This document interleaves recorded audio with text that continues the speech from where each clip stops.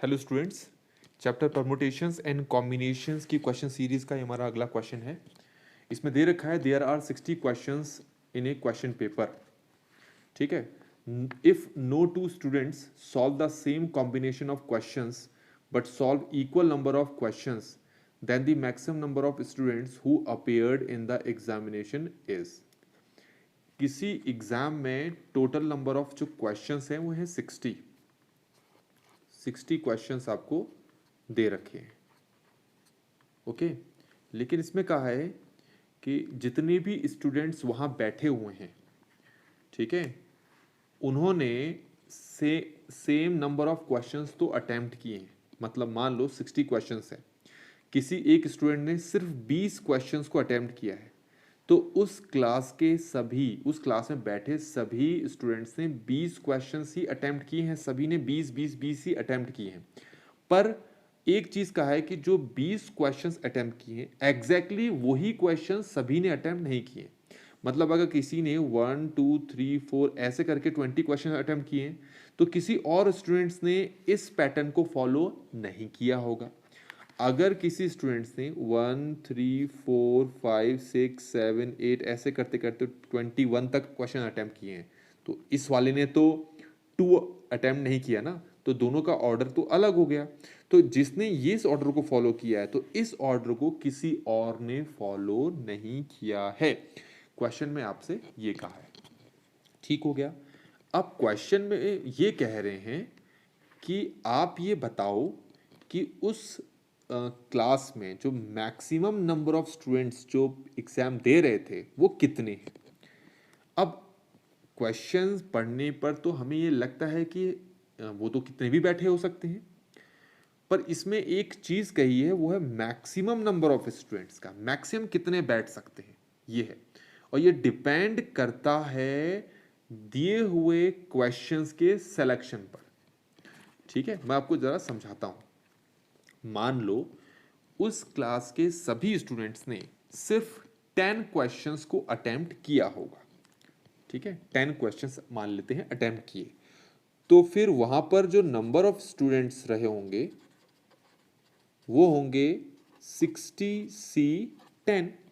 क्योंकि 60C10 का मतलब है 60 क्वेश्चंस में से एट ए टाइम हमने 10 क्वेश्चन सेलेक्ट किए, तो ये है total number of ways of selecting 10 questions from 60 questions.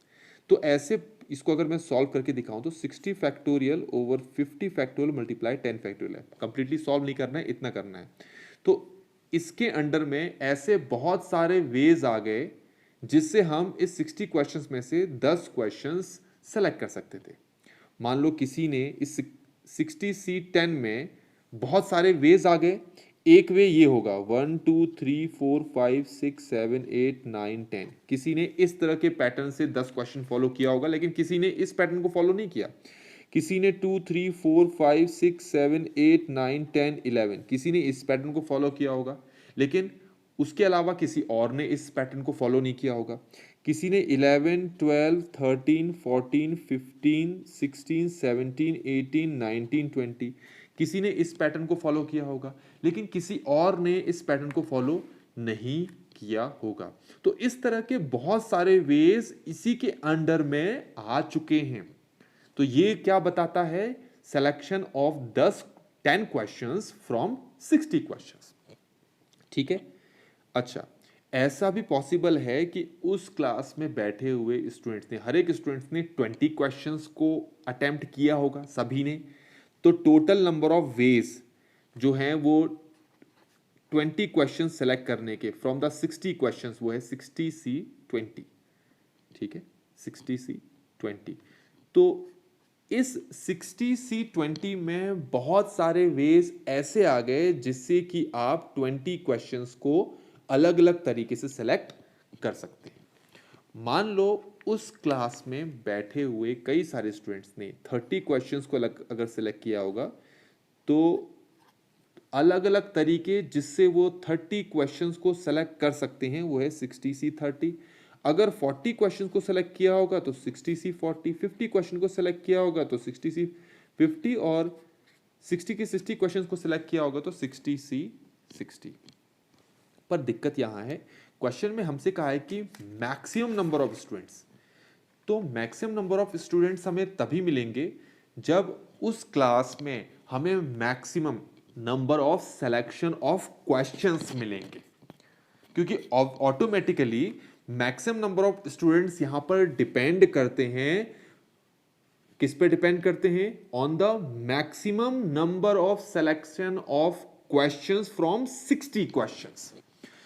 तो 60 क्वेश्चंस में से अगर आप 10 क्वेश्चन सेलेक्ट करते हो तो ये है, 20 क्वेश्चन सेलेक्ट करते हो तो ये, 30 क्वेश्चन सेलेक्ट करते हो तो 60। तो इन सब में सबसे बड़ी वैल्यू कौन सी है? वही वैल्यू, वही चीज सबसे बड़ी होगी। तो किसी भी कॉम्बिनेशन के फॉर्मूले में ऊपर जो ये लिखा होता है, अगर ये इवन है तो इसको अगर हम 2 से डिवाइड कर दें तो ये आता है 30। तो इसका मतलब अगर यहां पर वो 30 आप लिखते हो तो 60C30 is the maximum value. तो अगर 60C31 करेंगे तो ये इक्विवेलेंट होगा 60C29 के, है ना। ऐसे अगर आप 60C32 करेंगे तो ये इक्विवेलेंट होता है 60C28 के, है ना। तो 60C30 जो है ये मैक्सिमम वैल्यू है, मैक्सिमम सिलेक्शन ऑफ क्वेश्चन है फ्रॉम 60 क्वेश्चंस, ठीक है। तो 60 क्वेश्चन में से 30 क्वेश्चन अगर सेलेक्ट करते हो तो ऐसे बहुत सारे वेज आपके आ जाते हैं। तो जितने ज्यादा वेज आएंगे इसका मतलब है उस क्लास में बैठे जो स्टूडेंट्स हैं वो भी उतने ही ज्यादा होंगे। तो number of students in the class who appeared in the examination वो हमारे पास होगा 60C30। So which option is correct? Option B is correct one. तो बच्चों अगर आपको ये क्वेश्चन समझ में आ गया हो तो वीडियो को जरूर लाइक करें। अगर मेरे चैनल को सब्सक्राइब नहीं किया है तो प्लीज चैनल को सब्सक्राइब करना ना भूलें। Thank you so much.